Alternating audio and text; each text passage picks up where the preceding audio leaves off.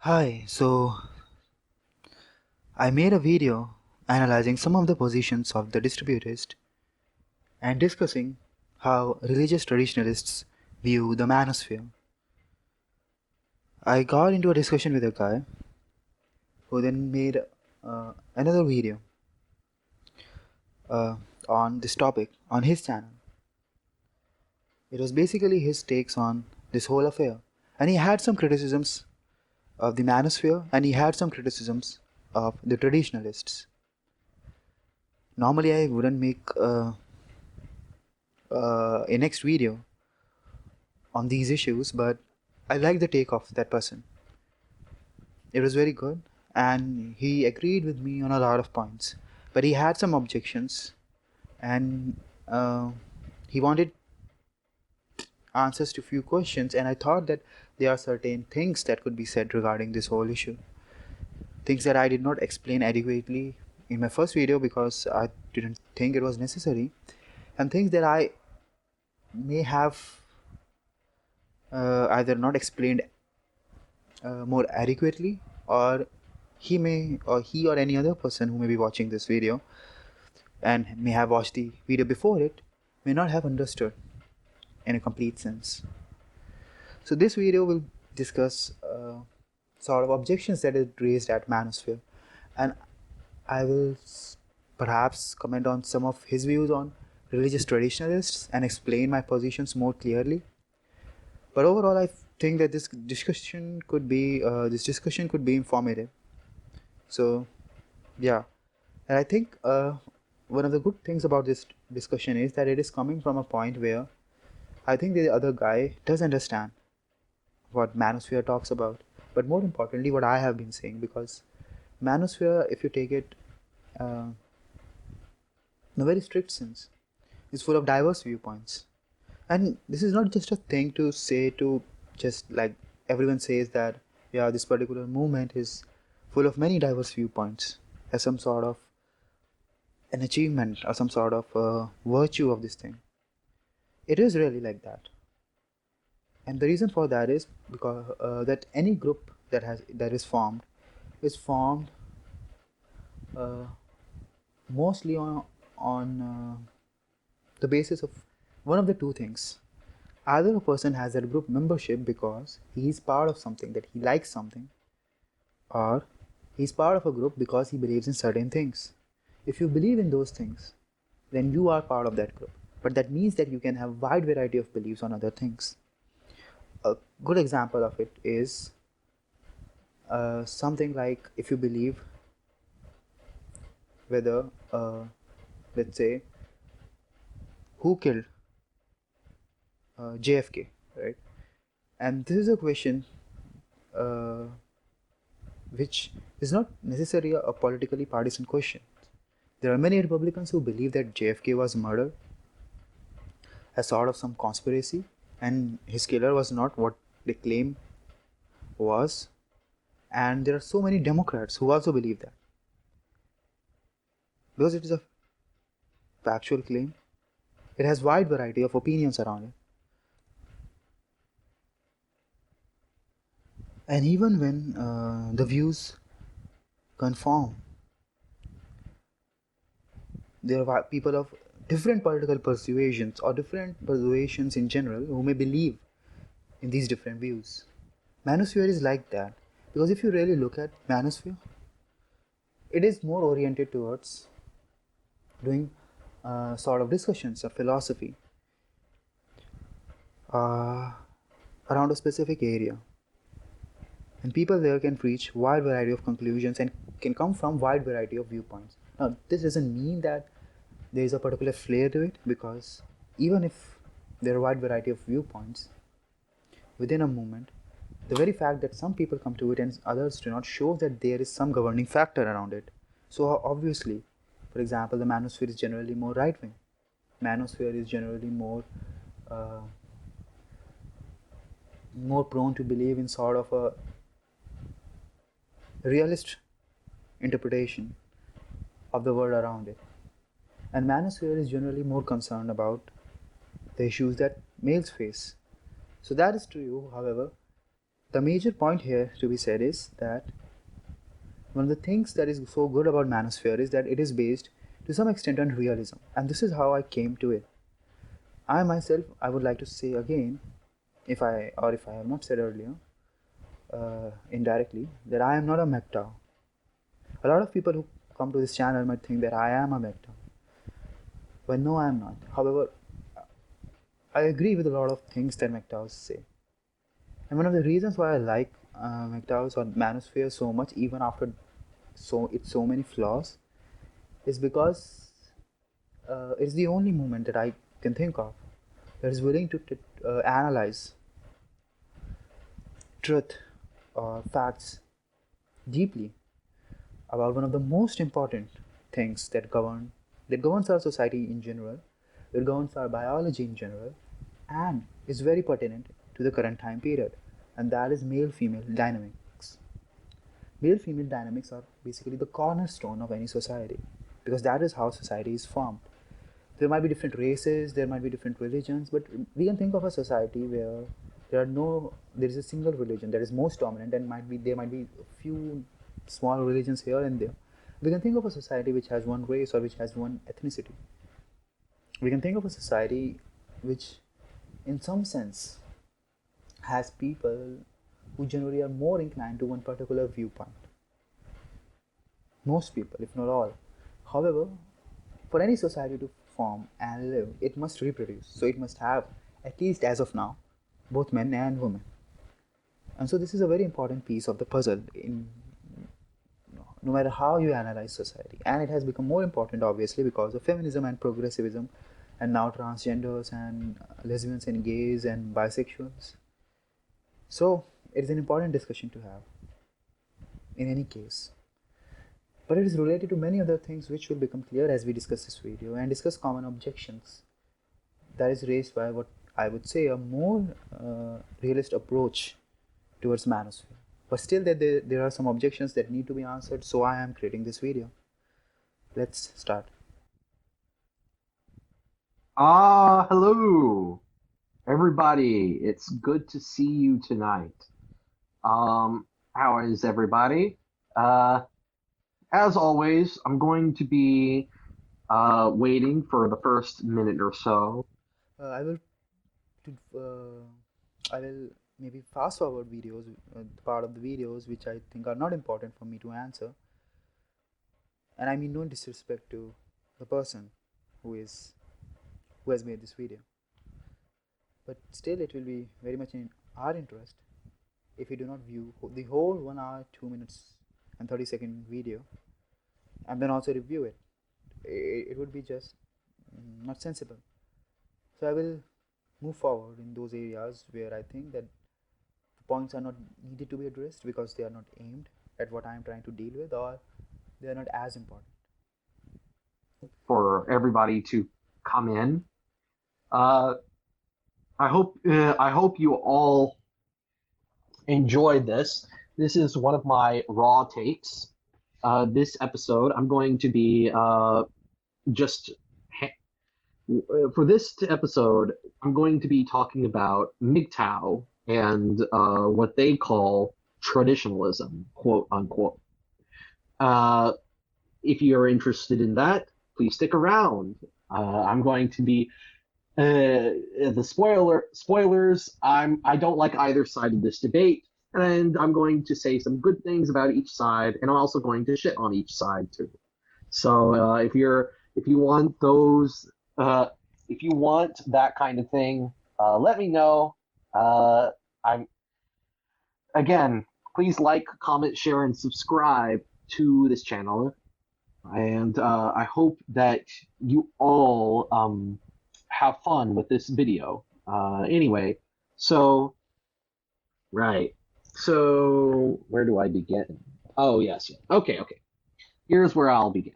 I'll begin by talking about the distributist, Dave the distributist. He's a friend of this channel.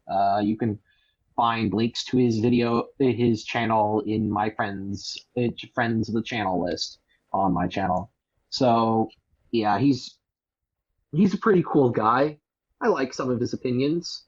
I like I think I think he's a pretty good guy, overall. You know, maybe we have our disagreements, but we may have our disagreements, but you know, I get a lot of mileage out of him. He has a lot of good takes. Um, but he once again stepped into this whole manosphere thing, where he started going off about members of the manosphere. He started talking about pickup artists and men's rights activists and MGTOW, or men going their own way. And I some of what he said was valid, and other things he said was just bad. Okay, it was just bad. And there's another tiny YouTuber that I'm subscribed to named Dystopian Franchise. That's our brother right here. And you know what? I'll link to it. I'll show my screen. Let's see. I'll share my screen with you guys. Share screen, application window. Let's see, Chrome tab, boop, boop. All right, so you see here, I go down here, uh, yeah, yeah. So Dystopian Franchise, see this guy? 48 subs. He's actually doing worse than me. Imagine that. I can't believe it. NGL, that's kind of true. He has a lot more videos though. Um, it's not that his videos are bad. It's just that he has a terrible mic, and he has a terrible mic. And Well, you can see that mic working right now. Yeah, it's terrible. But honestly, I didn't intend this channel to be a sort of a popular channel. I made this channel first, and let me go back and discuss this point just as an interesting story. So I made this channel because I wanted to not be a popular YouTuber or do something like that. I made this channel as an archive. So if you look at my earlier videos, the point that I was trying to get it with this channel was that I was wishing to put forward certain things, certain arguments, certain points to the people without too much investment from my part, because I didn't want to be popular, or I didn't want to uh, waste a lot of time doing things related to these things. But I wanted a repository, and I could have written blog posts and stuff like that. Now the problem with those things is that you cannot have response videos. I could have done podcasts, but the best way was to share some data or some papers, some statistics, because in my many videos I do share that. So what I chose was the video format, and I know the mic is terrible, and currently I cannot do anything about it. The voice quality around here is so bad that half of my videos I cannot even publish. But even then, because I am developing philosophy of these things, and I do or I am active in a lot of other spheres on social media and stuff like that, which is my main field of. I still like all of doing all these videos because it is a great archive. And if there is a person who is interested, right, I can imagine that he can bear some audio malfunctions. And this is not some patronizing thing to say. It's just that I cannot help change it, at least currently. And I do believe that the quality of the content that I do put forward is a result of a lot of effort. And I have tried to make it easier by adding closed captions and stuff like that, that I can think that a person, if he's really interested to know the topic deeply or to know an opinion which may vary from his own on these topics, he can try to listen and understand. But I still understand, so I try to add scripts which I put on these videos as subtitles and stuff like that. Yeah, but overall I can understand why people would not uh, subscribe to me, and that's obviously fine, because one of the things that I know and believe, and this is something that is the main focus of my channel, and it is very much related to my channel name also. I believe that any movement that becomes popular becomes perverted, and the reason for that is whenever the founders have some idea in their mind, whether good or bad, And whenever they export it to the masses have their own interpretation.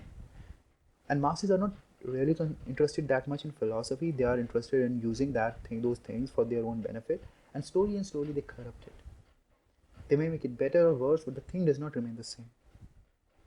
And this is the reason why I have tried to stay away from popularity. I do not post these videos or spam these videos on different channels, social media post sites. I only post it where I think that this would be relevant. I do not advertise it much. Sometimes do not even put the end screen with the recommended videos on the video itself. The reason for that is I really do see this channel as an archive, and I do not care if it becomes popular or not. If it doesn't become popular, because I do not earn any money from it or such, I have no problem, because I do believe that if these views become very popular, then they will be appropriated by the people who are not interested that much in these views when in their application. And the thing about the thing is, he because he has a terrible mic, his videos aren't of good quality. Most of them aren't, in my opinion. That is true. So that's a fact, I would say. Which is a shame because he has a lot of interesting and insightful things to say. I'm flattered. But he made a video recently called Manosphere versus Religious Traditionalism, and immediately started seeing a lot of problems with this video. I started seeing just so many different problems here, and oh gosh, where do I begin? Oh, I get I have all these problems with it. I mean, part of it is that when MGTOW talks about traditionalism, they're really talking about Christian conservatives or people who have a more conservative sexual morality. Is someone who wants to someone who says that men getting married and becoming a father is the height of masculinity. Those types of people. I would disagree slightly, but I can understand why he has this perception. So, different MGTOWs may mean different things by traditionalism because, honestly speaking, except in an academic sense where it is defined very differently and is related to perennialism, traditionalism is a very loosely defined word. So, what I mean by traditionalism is any sort of, first of all, let us understand that why we need to name these groups. And first of all, traditionalism is not exactly Christian conservatism. So, why we need to name these groups? Because whenever we are talking about society in general, we do not talk about individuals, because the problem with talking about individuals, and this is something that you will notice and I will point out a lot in this video, individuals are not of concern to us because individuals do not run the society. Ultimately, it is the groups. Let's say that you are a, a very honest Marxist. You really just believe that there's something that could be done in the society which would allow every poor man to go to bed without being hungry, where he does not have to fear about his health, where he does not have to die because he is uh, too unable to afford some health service, some food, and any of those things. If you really believe that and you have been duped, let's say, in adopting Marxism, and you have been brainwashed or whatever, the problem is there's no use in talking with you, because let's say that Marxism gains power and you try very much, too hard for it, and you have good intentions, let's say. But what is the use? You are not the true representative of Marxism, and you won't have power in the Marxist society. What are the true Marxists in the practical sense will have that power. So it is useless to talk about individuals. The problem with talking about individuals is that individuals, you don't know individuals, right? So they can say anything. They may not follow a thing and they may still say, I follow that thing. They may present their movement in a great light. That is why it is always good to talk about aggregates and form a group that you are dealing with. And if the other person is not part of that group, he can disassociate from that group. And if he feels that he is more or less part of that group, then he can defend. So traditionalism here means a group of people, and this is something that you see all the time. You just need to put a name to it. so as to more accurately define it. So traditionalists are a group of people who in their lives value the tradition and culture that they have inherited from their forefathers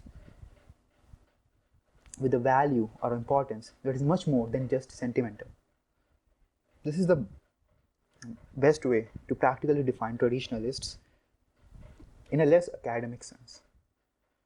So a lot of times when you look at the culture of any society, right, a lot of people are following the traditions that are left by their forefathers or have the views and mentalities of societal preservation because that is something that they view as important and a gift from their ancestors to them. And one of the things is that they just not follow it because of some form of sentimental value or some just because everyone else does it, but they do it because they see that it is something special, it is part of some identity that they have.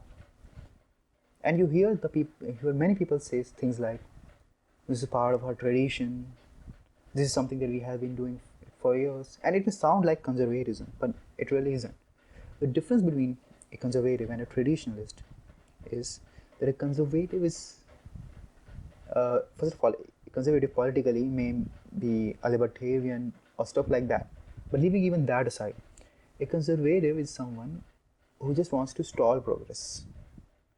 He may not be intellectual, but in the traditionalist framework, we accept that there might be many people who are very intellectual, who are very keen on defending traditions, and very keen on even thinking about new things in new ways, unlike conservatives. So traditionalists can include reactionaries, neo-reactionaries, conservatives, and all those other political offshoots. You can have fascistic traditionalists, you could have monarchist traditionalists, you could have traditionalists who believe in a republic, and they all believe in change, they all believe in doing something different, something radical in the society. So they are not conservative in a basic sense. Similarly, for example, USA is formed on Protestant ethos, and it was formed as a republic. But you could have technically traditionalists in the US who want to radically alter the system and maybe install monarchy or anything else. They would not be conservative in nominal sense, because US conservatism would be a conservatism of our forefathers or something like that. But their goal is to preserve some of the principles that they believe that are inherited in the culture. And if they have to adopt some new, different, radical measure for it, they may accept it. So traditionalists are people like that. They are more serious about the tradition, while conservatives are not that serious. So this is what we mean by tradition. And you see the traditionalists in every sphere of the world, every country of the world. There are traditionalists in China, there are traditionalists in Japan, there are traditionalists in India, there are traditionalists in even Muslim countries. And this is the reason why we use the term traditionalists, because they may have different beliefs based on the traditions that they have followed.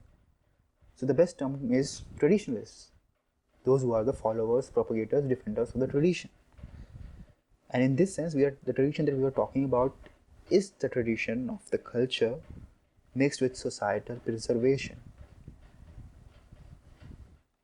Right? That kind of quote unquote traditionalist. That's what MGTOW calls people, right wing conservatives who oppose their movement, or, I mean, at least they oppose them. I have yet to see a quote unquote traditionalist who obsesses over the evils of MGTOW, right? It's always the other way around. It's usually the MGTOW types bang on about how bad conservatives are. And I think that here is a very less realistic understanding of how politics works. How do you know social movements work? Firstly, we must recognize whether someone likes it or not, or whether someone agrees or not. It is a fact that conservatives and traditionalists have still a lot of power in the United States of America or even in the West. And even traditionalists agree. They believe that there are pockets of traditions in the countries, and even where there are no pockets of traditions, traditionalists are strong. There are a lot of things or values they represent in the society that traditionalists govern, and other people also accept. Now, it is also not the case that traditionalists do not criticize MGTOW or point out how evil they are. In fact, they have almost cartoonish beliefs about MGTOW or Manosphere in general. They say things like they are hedonists, that they are nihilists, and things like that. And in their book, these are bad traits. But the reason why it appears that the MGTOWs obsess over traditionalists and vice versa is only because the way the power structures have developed, it is the case that MGTOWs have very little power. And of course, this is something that I think that distributists would also agree. MRAs have very little power, EUAs have very little power, and MGTOWs have very little social power. And they are hated by almost all groups, or disliked by almost all groups. Feminists hate them, the leftists hate them. I mean, a lot of men who frequent these parts of Manosphere are almost universally hated. And even those people who do not hate them do think that these men suffer from a lot of issues. Now, this is because this is a general consensus. It does not appear that traditionalists obsess over these people. Now, the reason why MGTOWs seem to obsess over traditionalists or conservatives is because conservatives do not get that from these parts of the right. Now, conservatives are called evil by the left, but that is a different thing because their analysis is different. MGTOWs see the world differently, and this is the reason why they have to put their arguments in a very different form and it seem like an obsession. And it is kind of an obsession in a way that because traditionalists and conservatives govern a lot of what is happening or what is the thinking about a lot of people on the right around these issues, MGTOWs have to criticize them because that is the way that they can change things, or that is the way that they can inform their opinions. Because anytime a person shares his opinion, he also has to show the problem with the opinion, the most mainstream opinion, in the circle that he wishes to talk to. For example, if I am talking and I'm putting forward a point, I must criticize the point that is made that is against my view, and that is at least mainstream point. That is basic what you see in whenever you, for example, let's talk about academia, because if there is one place where you can say that something as a rule is more impersonal and less emotional, that is academia. And in academia, what you have is basically a literature review. So what is a literature review? Well, whenever you are writing a piece or opinion about something and then performing research on that, whenever you are giving a hypothesis, you search for all the previous papers or most important papers that support your thesis, or if your thesis is novel, then what you do is you criticize. You first of all point out the thesis of the most prominent schools of thought that diverge from your own, and then criticize them. That is how academic scholarship works. And if a person is doing that, that does not mean obsession. That means that he values the impact the mainstream opinions are having on the society. It is a kind of flattery. But of course, the person is criticizing. So a negative attribute could be laid on him that he is obsessing. But let's say that if I talk a lot about MGTOWs, a lot about Manosphere, but I do not mention traditionalism that often, of course the people would ask, hey, here is this alternate viewpoint that is more mainstream and dominant.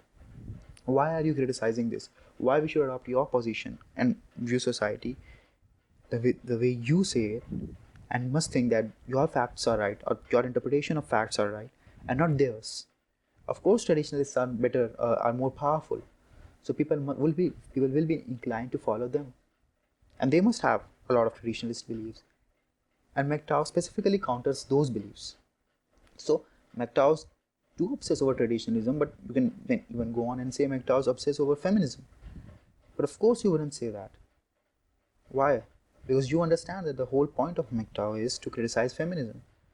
It would be as absurd as claiming that a person who believes in flat earth criticize global people who believe in round earth, because his whole channel is based on that. Or the people who believe in round earth and have a channel specifically dedicated to that criticize flat earthers. Of course, that is to be expected. So I do not see any problems or any issues with what the Manosphere does. Now, if the Manosphere is not right in what they're using to criticize traditionalists, that is a problem. But if they are right, then obviously this is something that you would expect, because that is how societies progress or any intellectual thought progresses. Because there's one thing that is quite clear, that there is progress in our viewpoints. There might not be a progress in the sense of uh, how the leftists believe it, but clearly we do accumulate knowledge, or at least we hope to, because if we cannot hope that, then there is no use in trying to think things through our intellect. Our intellect is meaningless, but we believe that we can offer a better opinion of things. And that is the great drive that pushes the discussions forward. And that can only be achieved by criticizing the previous opinions, at least those that are very important and very prevalent, because you cannot ignore them. It is not good scholarship to ignore the most prominent views in the society in order to push forward your own. That is deceptive. That is dishonest. Traditionalists are because they're like, oh well, they don't understand us. They don't understand what's going on. They just want to return back to the 1950s. Yeah, real original guys. Um, Original critique, guys. I'm being sarcastic there. No, it must be realized that manosphere do not mean that in the same sense. Just like the leftists view that. And the reason why most people on the traditionalist side do not know that, and even the observers do not know that, is because they quickly look at the arguments that the MGTOWs make or are said to make and try to link them with other people who criticize the traditionalists, completely forgetting that there's a very little link between MGTOWs or Manosphere and the left. So clearly the criticisms are coming from some other direction, and you have to delve a little deeper to understand what the criticism really means. What the Manosphere generally means, as I have seen, or at least what my channel talks about when I say traditionalists want to return back to a previous era, is not to say that traditionalists want to have all the things, or even most of the things that belong to the previous era. What is generally meant is that traditionalists do not want to take the red pill knowledge, or you can say the truths that we have known from the degeneracy that we have seen in the society, and apply it as a sort of understanding onto the new society that they wish to create. What the traditionalists want is that they want to imagine that this period did not occur. Now, what they do realize, a lot of them, because I can say that because I have watched a lot of content that the traditionalists put forward, which I cannot say the same for the traditionalists having done to MGTOWs or Manosphere, or even to the people having my views. But I have seen a lot of content, and I can say that it's true that traditionalists do understand a lot of barriers in going back to the system. But what they do want to do is that they want to imagine that all of this phase that occurred did not occur dialectically. And that is a very important and key point, because we did not just see the effect of technology or effect of changing social modes or effect of wealth and so things like that, or time, just time, on the dialectics.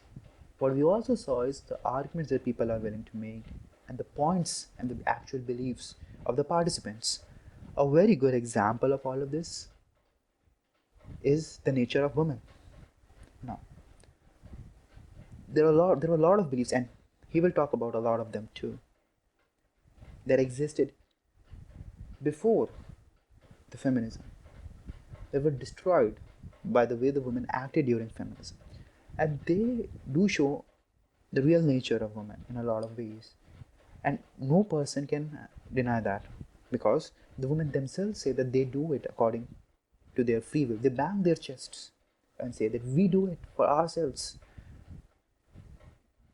But somehow, religionists want to ignore all of that, or most of that. And the reason why is because they do not see their society being strictly compatible to them. Let's be honest. And this is something that you see all over the conservative movement and all over the deeper conservatives or the traditionalists. And he will give himself an example of that in the end, proving my thesis. Now, what the guy is here doing is that he understands that what MGTOW say about a lot of these Christian conservatives is true. But he's talking about a Christian conservatism that is some sort of an ideal that is above the West. But don't talk about that. Talk about what you see on the ground. He believes that a lot of traditionalists, a lot of criticism of the MGTOW or Manosphere about traditionalists is right. Then try to forgive me, men.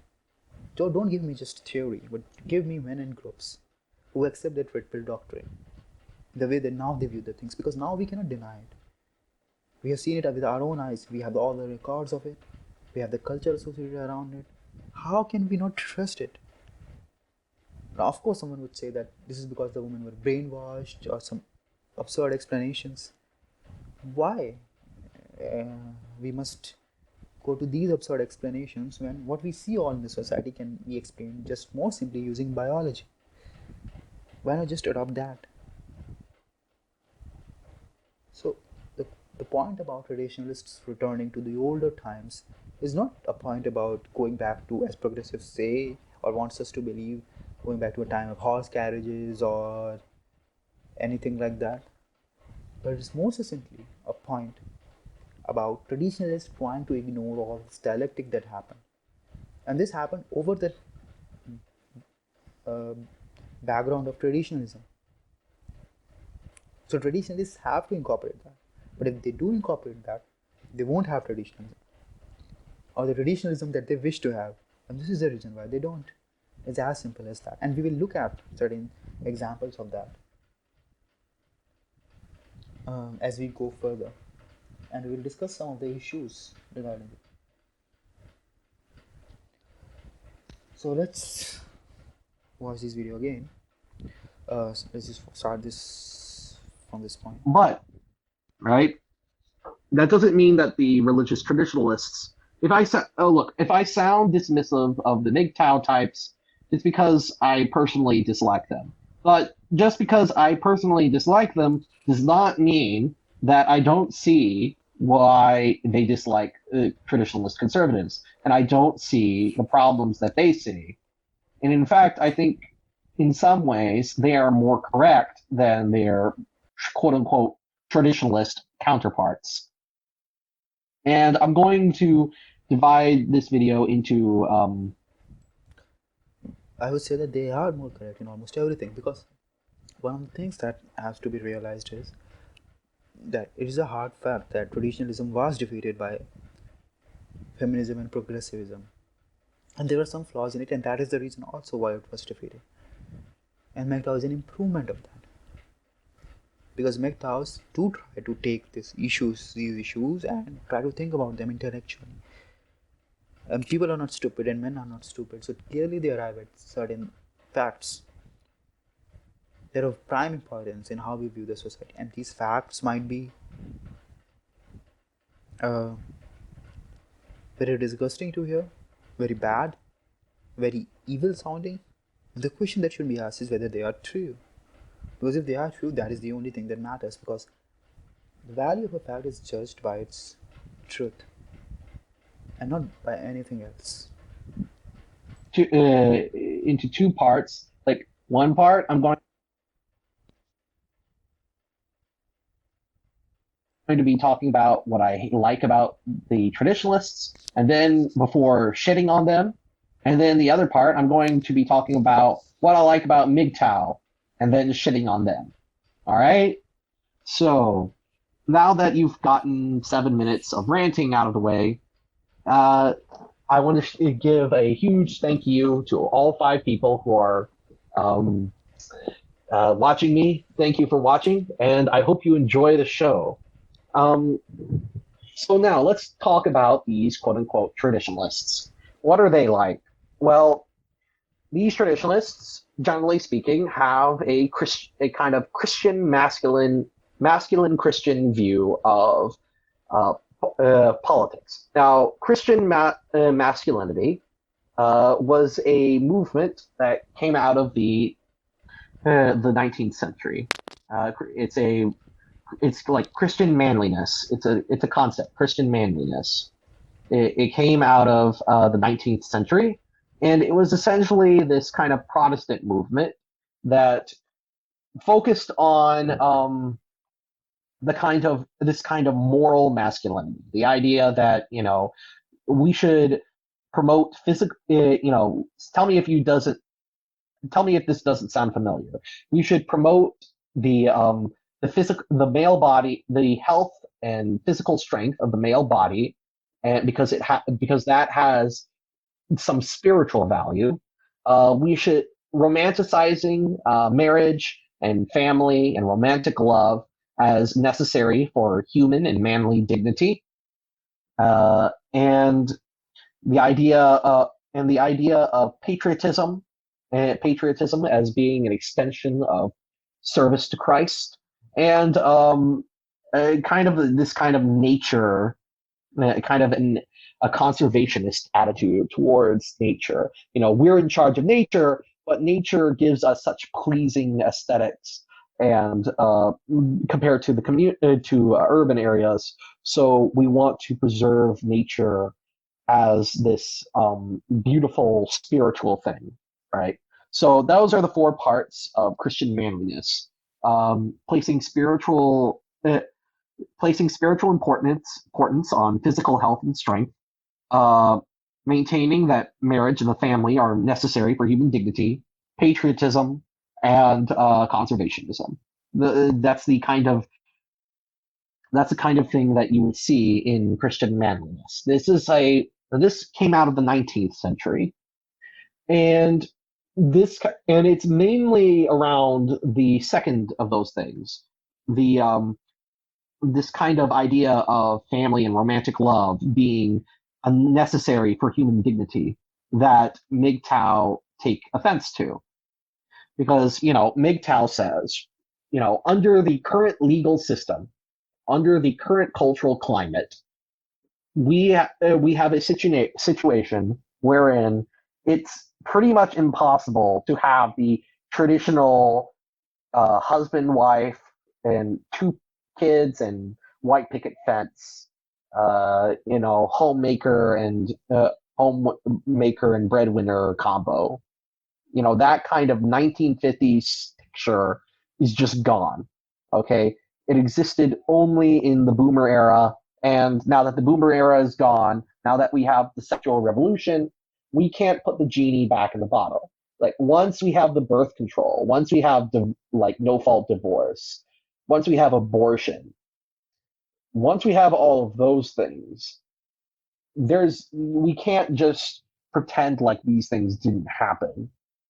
We can't just pretend. We can't just say, "Oh, we gotta go to marriage and family and stuff." Nuh-uh, no. That's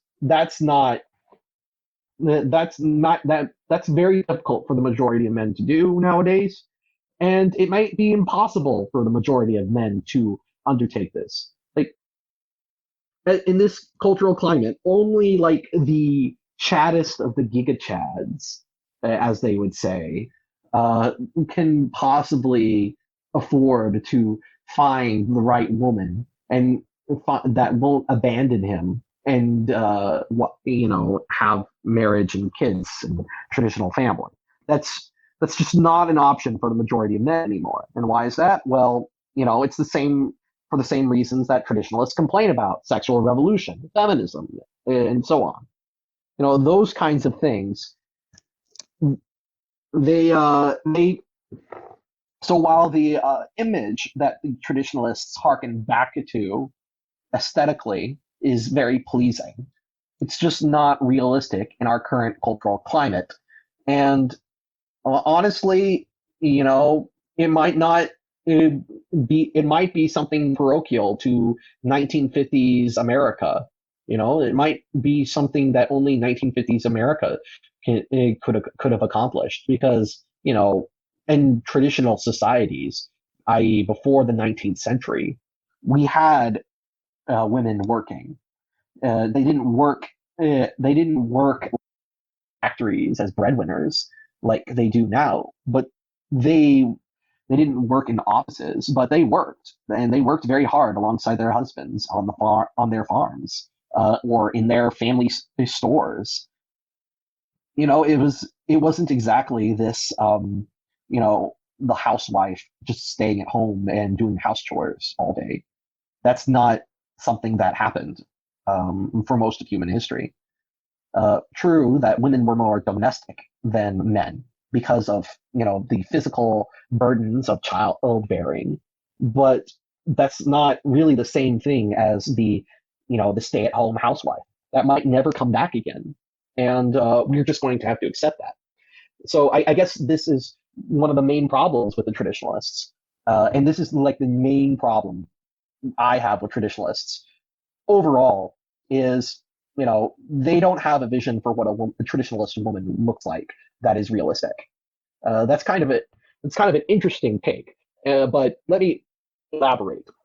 So, I mean, like any good MGTOW guy would point out, we can't just go back to the 1950s and uh, expect trad marriage to work because of divorce courts and things like that.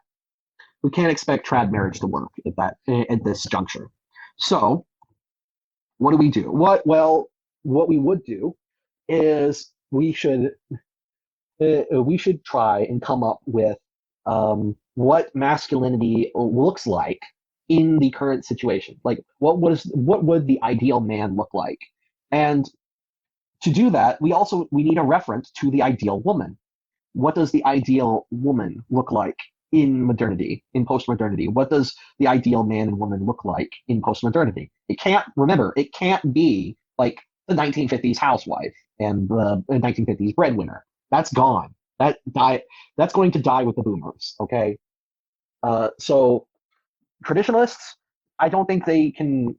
I don't think they've come up with an adequate idea of what a woman would should be that isn't just like 1950s housewife. That's one problem. But I think another problem is that in a lot of ways they can't do that. And the reason they can't do that is because if they were to come up with like the ideal of what the ideal woman would look like in post-modernity, then they would have to impose that onto women. Using like they would have to sort of morally impose these kinds of duties onto women. They would have to tell women, look, this is your duty. You have to do this, or you're a bad person. Okay? And traditionalists are more than willing to do this to men. In fact, everyone is doing this to men. The problem is women, as this, because of feminism, women are part of this political coalition, and nobody's allowed to make them do anything except what the political coalition wants. Uh, it is not just that. See, how whole of this issue is caused is something that McTows have talked about, but let's not go there. Uh, I will put forward my own idea of how this has all happened. Firstly, why is the case that traditionalists cannot tell women what they have to do? Men are more powerful in the society. If traditionalists get power and they have all the resources, they can just tell women, and if the women won't do it, well, tough luck for them.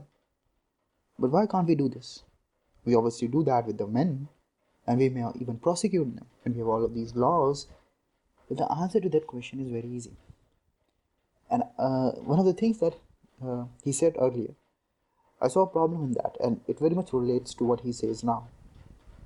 When the women used to work alongside their husbands on farms, but they were still very domesticated. The reason why they were just domesticated more than the men was was not just because of childbearing or stuff like that. The reason was that they didn't want to work hard. Now, a lot of people say that women also work in the farm fields and they also do a hard work and this and that and this and that. But if that is the case, that women are willing to work hard, why don't we see them in hard jobs even now when the women have been made free? Remember, progressives or the liberals freed women to go in employment opportunities. And they could have gone into lower employment opportunities too, that required physical work or hard work in actually the truer sense. The point is that women do not want to work that much, that hard outside the home. And that is just a fact. And this is the reason why women, the biggest reason why women were traditionalist before, or were appearing to be traditionalist, was not because they were kept in check or shamed or stuff like that. The reason why they didn't revolt because they didn't see or didn't think that it was in their own interest. Because they thought during those years, they thought that, or they said to the men that we want equal employment opportunities as well. And the men listened, and it was applied as a principle. Then they would have to work in coal mines alongside men, in terrible job working conditions, in industrial factories, in all these places where there's a lot of harm, where there were very little safety regulations. But only when the job conditions became better. Then the women started demanding equal opportunity for employment. And even then, firstly, they went for easier jobs like teaching, like jobs as secretaries, like job of all of these HR jobs. And then when they saw that they could actually get, and the point is that the men didn't force them, even then, when they had asked for equal employment opportunities to work in coal mines, or work in police, or work in stuff like that. A man didn't have reasonable expectations from his wife, just like the wife had. So, women thought that, wow, that's a lucky thing.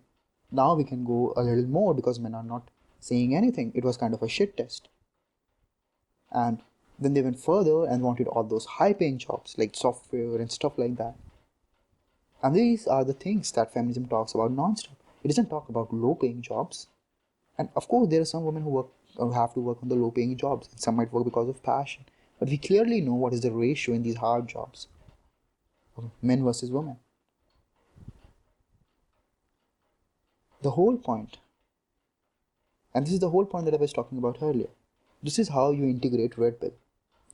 The reason why women were traditionalists before was because they thought that if they would ask, and this is all recorded, the earlier argument of the women who didn't want voting rights or stuff like that was because they believed that they would also have to bear all those responsibilities. But even after the women got it, they didn't have to.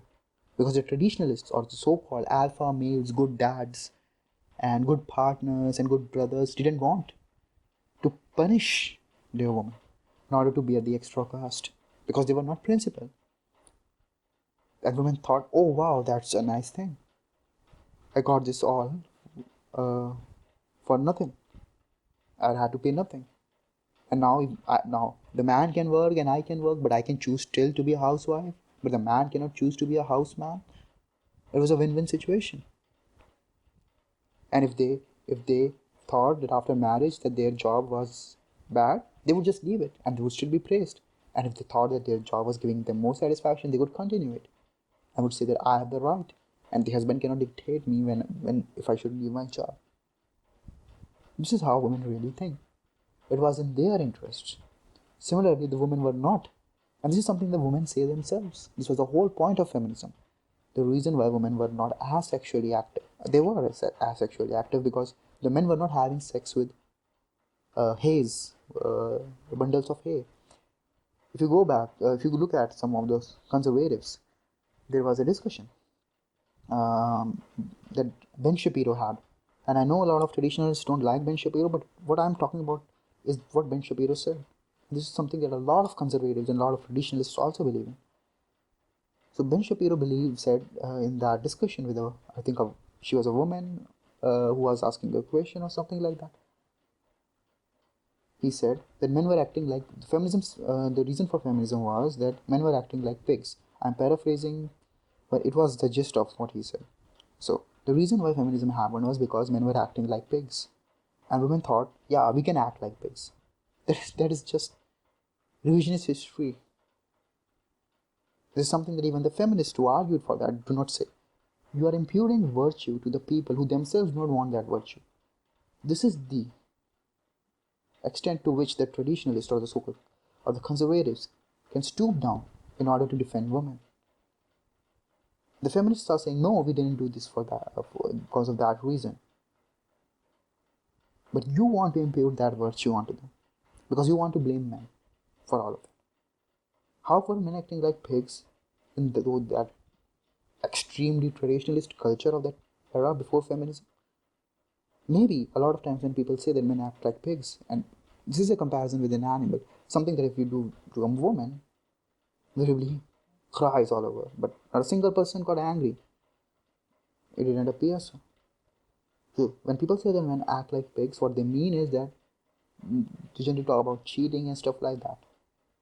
But who are the men? Who are men cheating their wives with? Another woman. So she is the homewrecker. And remember, in those times, people knew that this guy is married. So why that woman was cheating when she knew that this guy had a wife at home? And let's say that she cheated. Why didn't the feminists or the women who had to face all of these things, who had to face the problem of mistresses and stuff like that, didn't attack those mistresses as a political force? The reason was because when the women sought to enter into the political arena in order to address their grievances, they chose the thing that benefited them the most, and all of this was used as an excuse in order to defend themselves. Feminists are quite clear why sexual revolution happened. Feminists are quite clear why uh, all of the movements that occurred before sexual revolution happened. It was primarily for equality, to raise female dignity, and stuff like to prevent female oppression. Because women were powerful, strong, and they could do a lot of things and they could be beneficial in a lot of ways, but were not allowed by men who were insecure and afraid of their power, afraid of their intellect, afraid of what the woman could do. This was the narrative. And this was a narrative during the 1850s, even from their side. And this is all recorded. If you go and read the works of John Stuart Mill,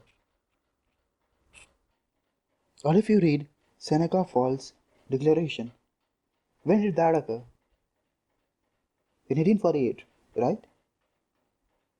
All of this is recorded. So why try this strategy? Why say things like that? And even if the traditionalists would agree to MGTOW on a lot of these things, they always find a way to blame men. Even the MGTOWs do. The things become something like, oh, men were too weak, they capitulated to the women, they allowed the women to take the lead. This is something that you hear constantly on the alt-right. This is such a joke. Women didn't have to do all of this. They could have been granted freedom. But in a roundabout way, you are saying that we should not trust women. So who is the bad person here? Who is the irresponsible child? That if you give freedom to that person, that he cannot handle that. Somehow, all of these groups find a way to blame men because they know that they have to keep the women in their ranks. And women, there's one thing that women hate the most. That is being made to feel guilty. Because women have, most women, if not all, have this princesses complex. Because they are subject to a lot of adoration, a lot of romanticization. So they believe that somehow they are the goddesses present on the earth. Some believe that they are sexually goddesses. Some believe that they are goddesses because of they are the mothers, the mother power, stuff like that. There is literally nothing real, no realist interpretation that is possible there. So why all of this is occurring?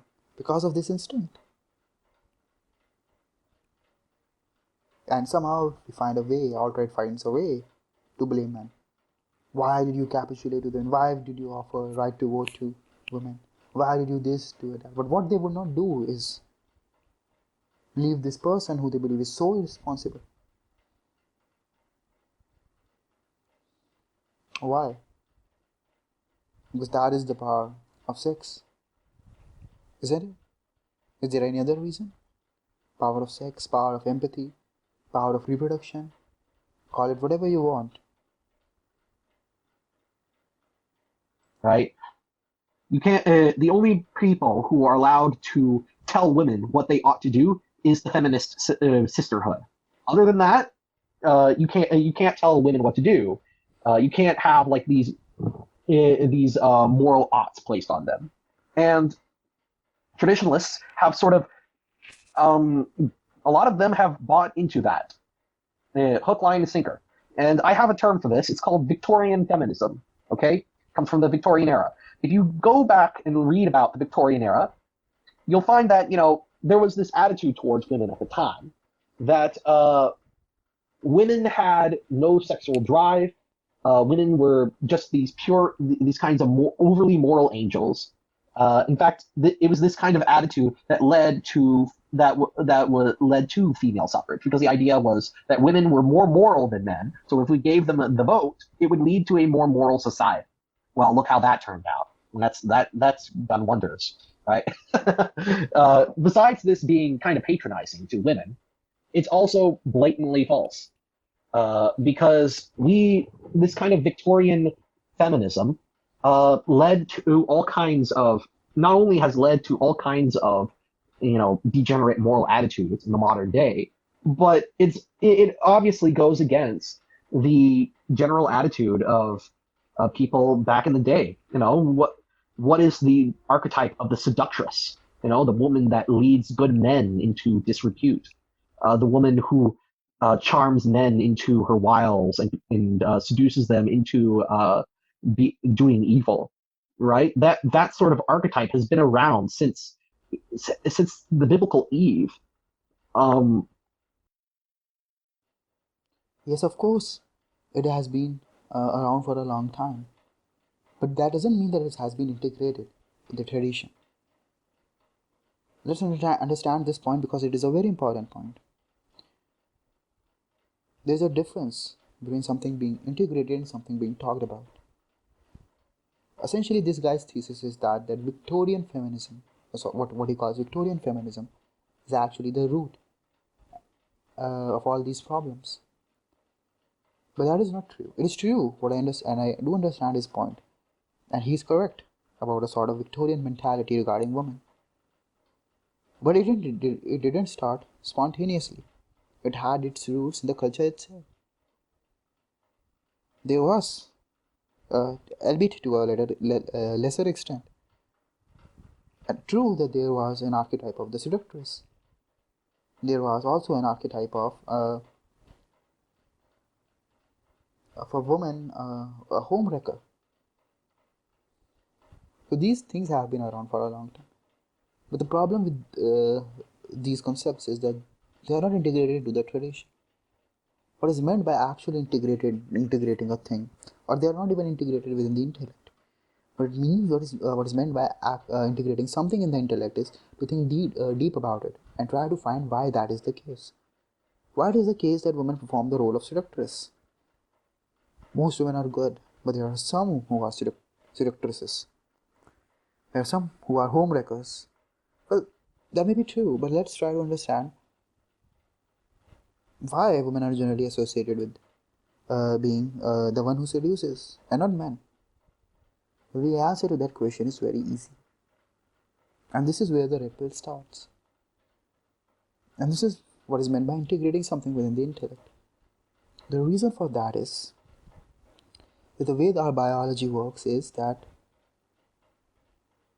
uh, women are the object of the male sexual desire and males are the subject. So males are the subject of the sex and women are the object. For the most part, it works like this. And this is the reason why you see that the women do a lot of fashion, even in the traditionalist society. They try to look good, they try to show off or flaunt their assets.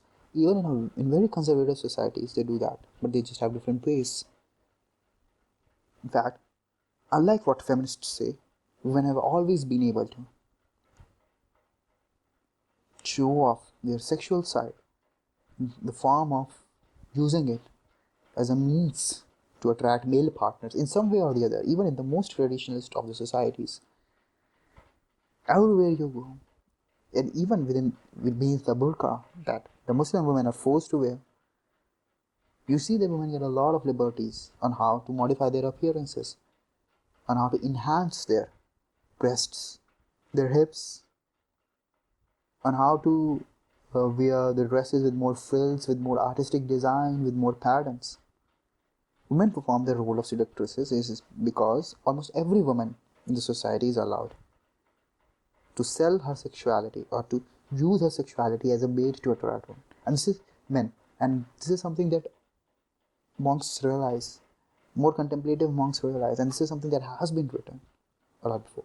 But traditionalists do not want to admit this basic factor, because once you admit that basic factor, then suddenly you start seeing the world in a way in which the formation of a stable functioning society would not be as possible as it would be when you try to bury all those things under a blanket of ignorance, willful ignorance. So the women perform the role of seductresses because all women are allowed to act like this. And some women see this as an opportunity and take it to the next level.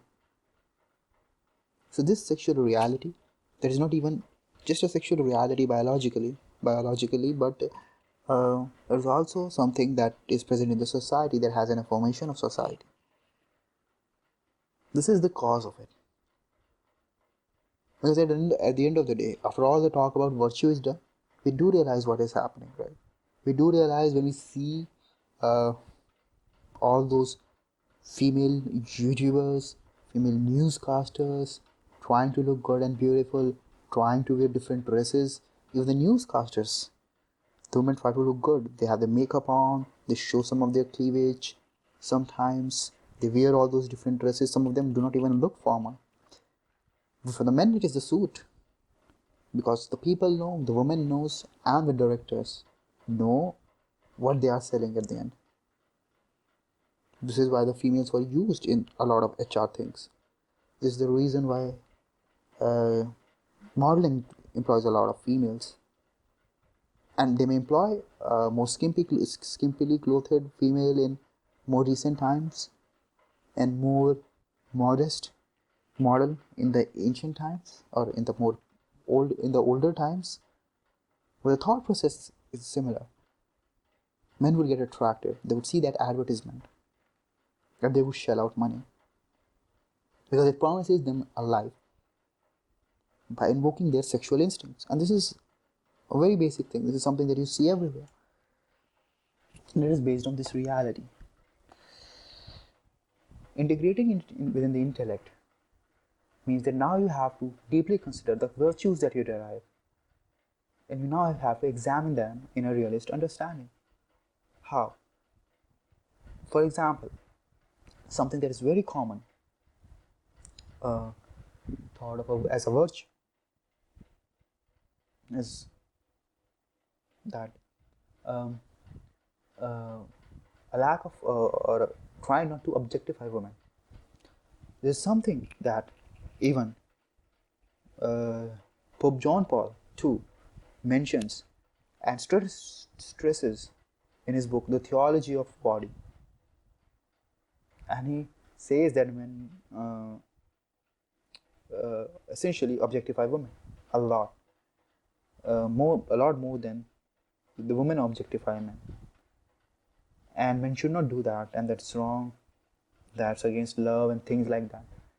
All of that talk about virtue is good, and it's beneficial, and there's no issue with that. But let's try to understand that, because this happened after sexual revolution. So let's try to understand, first of all, what is objectification? Is it really treating women like objects, treating like a woman who, let's say, who is more exposed, like washing machine or hair dryer or television? Of course not. Objectification means a simple thing. The guy is interested more in a certain part of the woman, and this is how sex works. Take it or leave it. The reason why men are attracted to women and not other men is because of body parts. This is how they identify at the end of the day that this is a woman. And this is how they select their partners. And this feeling doesn't become absent magically when the man does not have to select the partners. It is ever present. And in all societies, women make use of it. That is the reason why they do their hairs nicely. This is the reason why they apply on makeup. What is makeup, right? You apply lipstick, right, on your lips. And then to do what? To draw attention to yourself at the end. That is not objectification. That is objectification. The point is then you complain that the man is only interested in a certain body part. But that is the body part that you are trying to show off. And if you don't show that off, of course the sex wouldn't work. Sex works on objectification. This is the basic principle. If it did not work on objectification, then there would be no acts within the sex. There would be object oriented and it wouldn't occur at all. Of course, kissing involves lips, and you want to show your lips as supple and ravishing and stuff like that. And this is the reason why and you want to show your cheeks as redder and you apply hues to it. That's all biology. That all has reality. And integration is realizing this fact. So what is the benefit of realizing this fact? The benefit of realizing this fact is understanding that if we are talking about virtue in its purest sense, then all of us should be monks. And all of us should leave this field, because the field works like that. There's no a greater ideal system and a less ideal system which we are in. The whole system works like that. Now you can put some restrictions on, but at the end of the day, whether you are looking at a conservative society or a liberal society, it's all about women trying to use their beauty to gain resources from men. And that beauty has no objective value, but its value is derived from how the biological impulses work, and they have been designed by the nature such that women can acquire resources so that they are safe when they produce a child. The whole system of marrying or producing children is contingent on lust, and it not just on lust, just lust, but in promotion of lust, in advertisement of one's own beauty to the sexual end. And this is the realization that is achieved. And honestly speaking, if you have that realization, even if you leave any benefit of it, if you have that realization, you would not write what Pope John Paul II wrote. Because the whole point of Pope John Paul II is destroyed when we look at the society as is currently, because the whole point about objectification is to point out victimization of.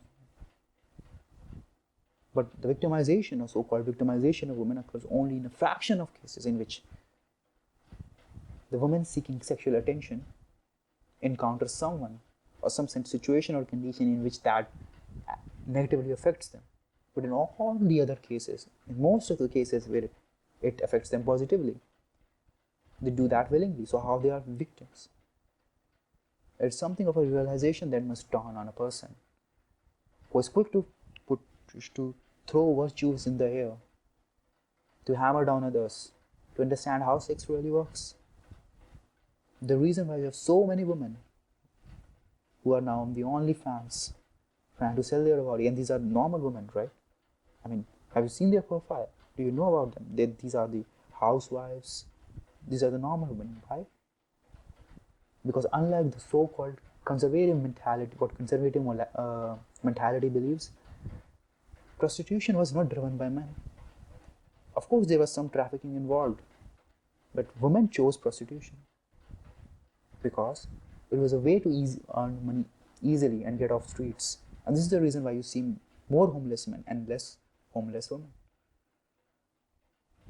So when the women feel that they are not getting benefits in some way, some other way, they can choose to sell their or take advantage of their sexuality. So it is something of a last resort that is given by nature, but it is not used as a last resort, because it's also how women basically function in their day-to-day lives.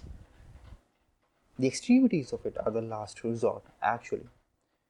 And when you get a platform like OnlyFans, it is not that because there are no men involved in it to brainwash women. Women are not going to OnlyFans. They are going to OnlyFans. And the reason for that is because if a certain level of sexuality is considered acceptable, selling their beauty is considered acceptable, women would go for it, because that is how they are conditioned, and that is what they actually believe. The only reason why all the women didn't do that in the traditional society was not because of some grand old virtue, but it was because they knew that in those conditions that if they did that, that would harm them more. And they didn't know, it was uncertain what would happen to them. But if you give, and so what the people did was they blamed men for any time women acted sexually or was objectified, because it was the male lust that people used to think that was causing all of these problems. But it was not the male lust that was causing all of these problems. It was women's choice, willing choice, which sometimes did end up in negative consequences for them, because that is how real world works. And when women found out a way, see, one of the good things about OnlyFans is that it is a great red pilling tool. Because a lot of people believe that a lot of women are in this business because their husbands force them to be, because they have a bad childhood, because they have some pimp gets them, their boyfriend does that. But OnlyFans is not like that. It's basically found by a company. You can post many things on that. But the reason why women prefer OnlyFans rather than the handler is because it allows them more profits. And the more acceptable you make it, the more women will rush to it, because that is women's natural tendency. And no longer you will view virtue, the traditionalists talk about, in the same way, because that is not a realistic way of looking at things.